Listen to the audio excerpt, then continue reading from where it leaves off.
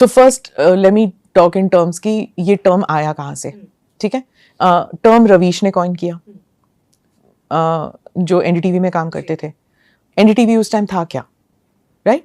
NDTV is a client. I don't want to talk against NDTV in that respect, पर वो काम कर रहे थे एनडीटीवी में उस वक्त, और एनडीटीवी जितना गोदी और कोई नहीं था उस वक्त.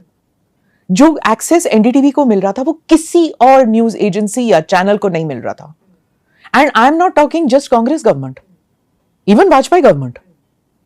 जितना एक्सेस उन्होंने दिया, मनमोहन सिंह गवर्नमेंट ने जितना एक्सेस दिया एनडीटीवी को, उतना ही एक्सेस उससे पहले वाजपेयी सरकार ने दिया, उससे पहले नरसिम्हा राव सरकार ने दिया.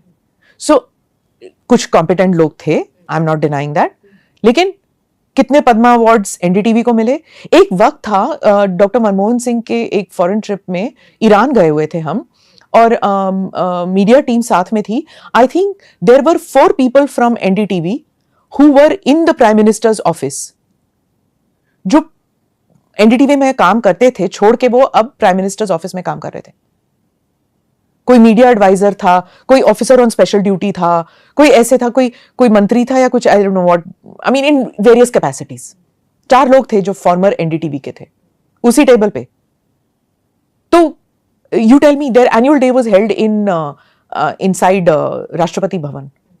आपने सुना है किसी और का? So अगर आप एक्सेस जर्नलिज्म को गोदी मीडिया कहते हैं, तो उस वक्त I am not saying Ravish was गोदी, और Ravish turned a blind eye to it ना, एंड ही वाज कंप्लिसिट. अगर आप समझते हैं कि एनी एजेंसी और news channel is close to the powers that be and is not questioning and is not doing its job, फिर आप क्यों काम कर रहे थे उधर? उनसे बड़ा गोदी तो और कोई नहीं था उस वक्त. So I just want to know how that worked. वो हम लोग वाजपेयी जब इस्लामाबाद गए, वाजपेयी जी इस्लामाबाद गए थे सार्क कॉन्फ्रेंस के लिए, और हम कवर कर रहे थे. उस वक्त VSNL के थ्रू सैटेलाइट बुक करना होता था. देयर वाज नो FTP वगैरह आप नहीं कर सकते थे. तो जो कवरेज आपको भेजनी है, you had to book VSNL, and it was so expensive satellite time. But NDTV was broadcasting from the terrace of the information and broadcasting minister of Pakistan house. कैसे? तो वो किस मुल्क के गोदी मीडिया थे उस वक्त? क्या रवीश जानते नहीं थे उस वक्त?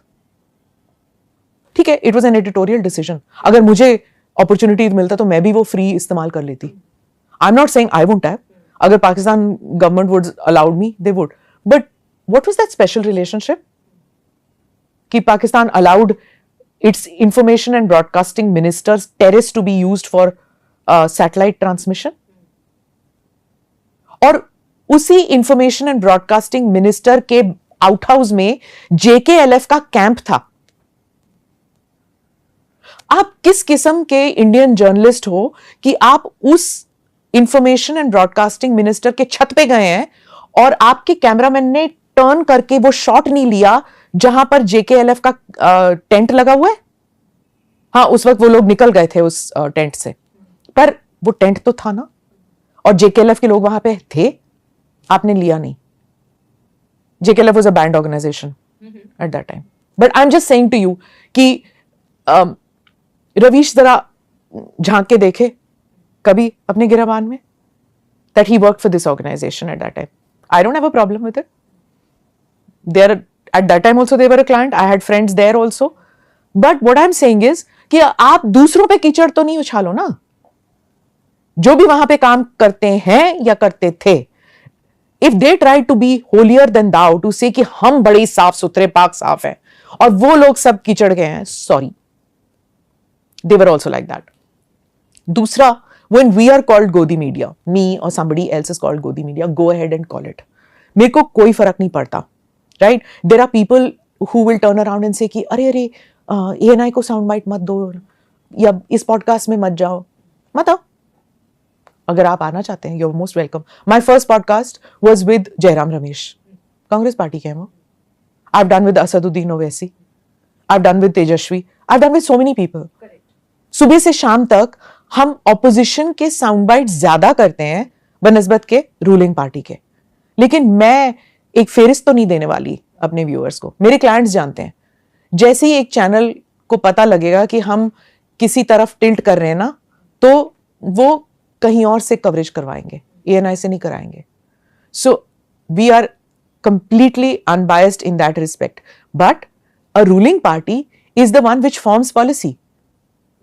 आप अगर फॉरेन पॉलिसी पे या मॉनेटरी पॉलिसी पे आप स्टोरी कर रहे हैं या कुछ हो रहा है भारत में, तो आप फॉरेन मिनिस्टर को कवर करेंगे, एक्सटर्नल अफेयर्स मिनिस्टर को कवर करेंगे, फाइनेंस मिनिस्टर को कवर करेंगे. They are the ones who are doing it.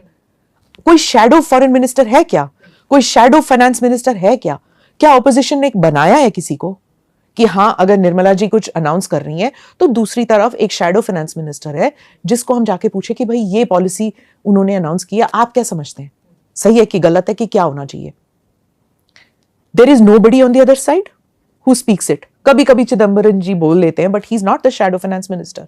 आज तक नहीं हुआ. And let me tell you this, since you brought in Rajiv Gandhi ने एक वक्त किया था, ये कहा था कि there should be a shadow cabinet. वो Manishankar, if I am not mistaken, shadow foreign minister was Manishankar Iyer उस वक्त, मुझे याद नहीं आ रहा, पर उन्होंने एक शैडो कैबिनेट बनाया था, मजाक उड़ा था उनका, but he was ahead of his time.